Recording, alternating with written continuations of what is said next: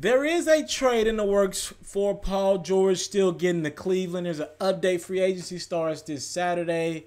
There is a trade in the works. I will admit that. I can tell you personally, I don't know if this trade gets done. It's kind of on Paul George a little bit, kind of on the Pacers a little bit as well.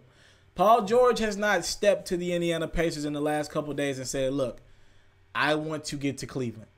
But there is a report out that Paul George has told the Cleveland Cavaliers that he would consider playing for the team, and he doesn't mind getting traded there. And as long as LeBron James is in town, he'll stay in Cleveland. The Lakers need to make that move for Paul George. These are the things that you don't want to risk. You let Paul George play with that man, LeBron James, for a year, he probably won't want to leave. Not to mention Kyrie Irving is still on that team. So we're there. There is a trade that has been rumored. I don't know if you guys heard about it. There is a Paul George to Cleveland, but it would be in a 3-team trade. So here's the update. The Indiana Pacers do not want Kevin Love. They do not want Kevin Love. Period. They want some younger pieces. They want to rebuild. They don't want to try to get in the playoffs and be like a 7 or 8 seed, similar to what they were this year. With Kevin Love, they'll still compete for a playoff spot, possibly with Kevin Love.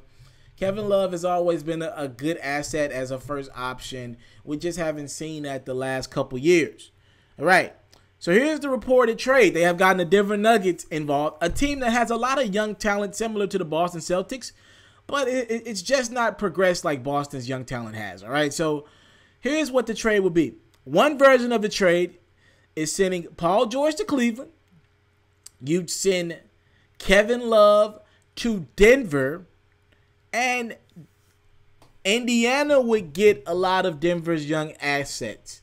One trade is centered around Kenneth Faried, and then I've heard of another trade that's centered around maybe a Faried, maybe a Moutier, maybe even a Gary Harris, maybe even a Jamal Murray. I'm hearing that the Nuggets are reluctant to trade Jamal Murray out of Kentucky from last year. He was a rookie last year, as they should be.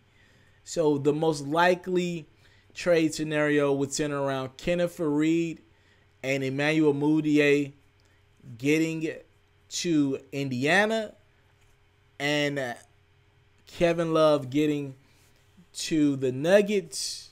The Nuggets want some stars, some guys that have proven themselves in the league. You'll get a Kevin Love, and then Paul George would get to Cleveland. In one trade scenario, this is the craziest shit I ever heard. Cleveland would get Paul George and Kenneth Faried.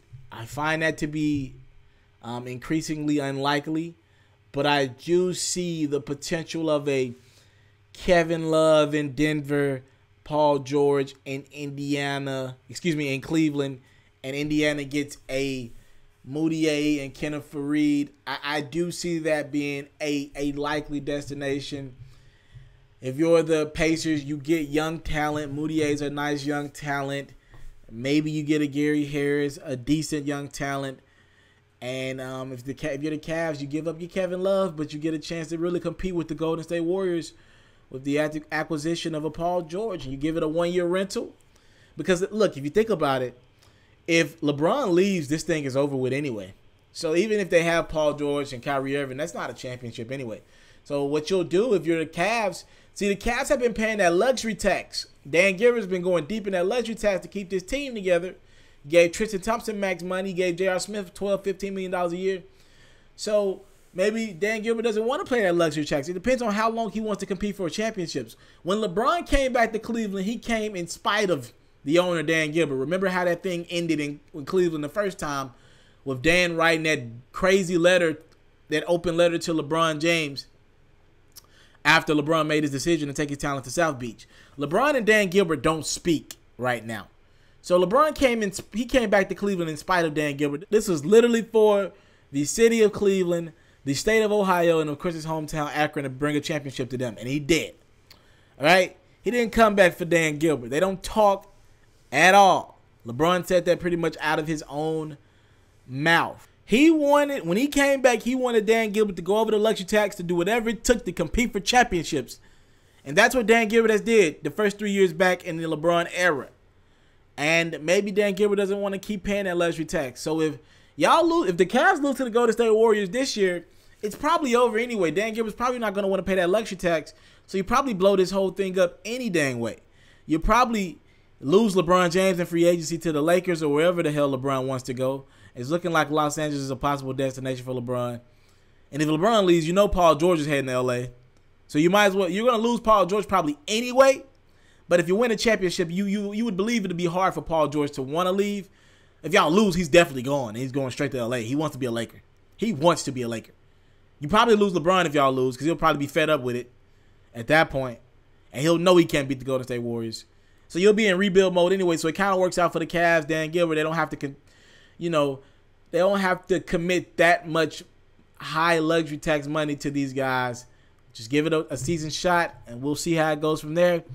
There is a three-team trade that's in the works, possibly with Kevin Love going to Denver, Paul George, of course, going to the Cleveland Cavaliers, and the Pacers getting these young assets that they do want in a Kenneth Faried, maybe a Emmanuel Mudiay, and Gary Harris, and they're trying to talk their way into Jamal Murray. Again, it wouldn't be Gary Harris and Jamal Murray. It'd be one or the other.